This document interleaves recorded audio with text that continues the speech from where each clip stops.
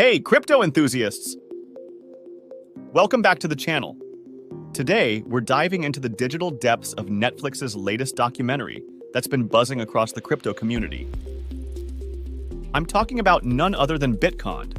If you're curious about the latest insights, trends, and the untold stories behind the scenes of the crypto world, you're in for a treat.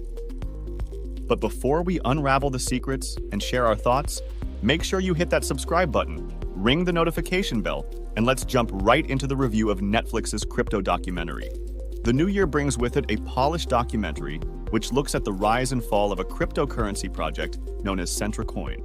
The documentary starts with the protagonist Ray Trapani talking to the camera whilst having his suit tailored. He is told by the tailor that he is viewed as a criminal by the eyes of society. Our lead man responds by saying that he does not mind being viewed as a criminal because he has been involved in scams his whole life. The first few seconds of the documentary already tells the audience about the psychological grounding of this character. I say character because the production is fashioned in a way that is staged and noticeably well rehearsed. The question by the tailor also assumes that general society would have any idea as to who this guy was before this story. Having followed many of the larger, well-known crypto scams, I have not heard of Ray Trapani before, and this production seems to really be his coming out party.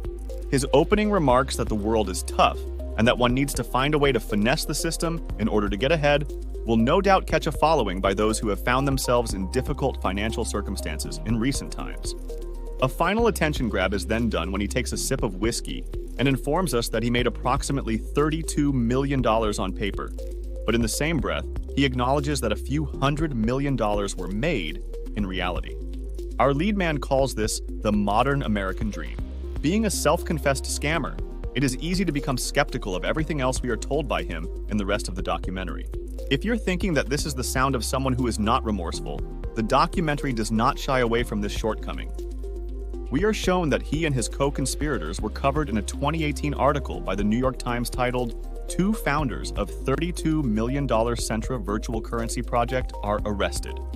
Now that you know they were ultimately arrested, you are also told in the first minute that he would take the risk to do it all again. If you are thinking that this is a documentary which has the format trope of fast cars, illegal substances, and wild parties, then you would be incorrect.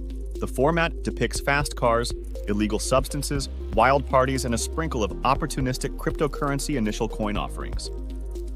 If you are familiar with the industry, much of what is being told would not be anything novel. However, viewers new to the scene will be treated with snapshots of the unwavering conviction of true believers. Coin found themselves at the pivotal juncture where opportunity intersected with blind trust. Trapani and his cohort were not unique in the way that they marketed the project to the public. They presented a concept which required funding before said concept could be brought to life. There was enough truth to their aspirations that it was easy for them to fit into the flurry of other, more legitimate projects doing the exact same thing. This camouflage allowed them to fabricate critical yet overlooked elements of the project. This was no Ocean's 11. They plagiarized a white paper, copy, and pasted familiar logos on their website and created a fictional project team. Oh, and they developed a method for aspiring token holders to deposit Ethereum into their company wallet. Rather than building out the project, they used the investor funds to create a facade of legitimacy and spent the rest on fast cars, illicit substances, and wild parties. There is not much focus on the individuals who were defrauded by their ruse. One representative plaintiff provides his account of early interactions and sleuthing endeavors. This compendium of screenshots and basic web searches was enough to bring about successful convictions against the Coin founders. An attempt is made to couch some compassion towards Trapani as he falls out with his co-founder. However, the microcosm of pity dissolves as he game theories his way out of the prisoner's dilemma. I am a massive fan of the financial crime genre. This is why I was so excited when I saw the trailer for this documentary. It is no secret that people and the Netflix algorithm has a penchant for Wall Street cowboys and outlaws. However, I suspect that the void which is felt when trying to identify with Trapani could very well be his display of youthful arrogance, which seemed to have survived the turmoil of his actions. Early in the opening of the documentary, we were shown a clip of Jordan Belfort, who was voicing his critiques of the cryptocurrency industry. I see his presence as a deliberate attempt at drawing some kind of comparison to the pinnacle of the genre, Martin Scorsese's The Wolf of Wall Street. where Leonardo DiCaprio stars as Jordan Belfort. There we are taken on a similar journey, but our protagonist is shown to be remorseful in the end.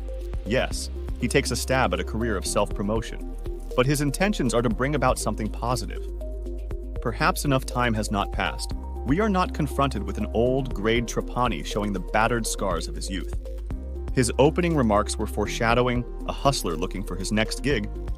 It is for this reason that I have felt like I inadvertently became party to his next scheme. And that's a wrap for today's exploration into the captivating realm of cryptocurrency content. If you're hungry for more crypto insights and a treasure trove of knowledge, you're in the right place. Smash that subscribe button, tap the notification bell, and become part of our vibrant community. This is just the beginning of our journey. We've got an exciting lineup of videos ahead. Your support means the world to us.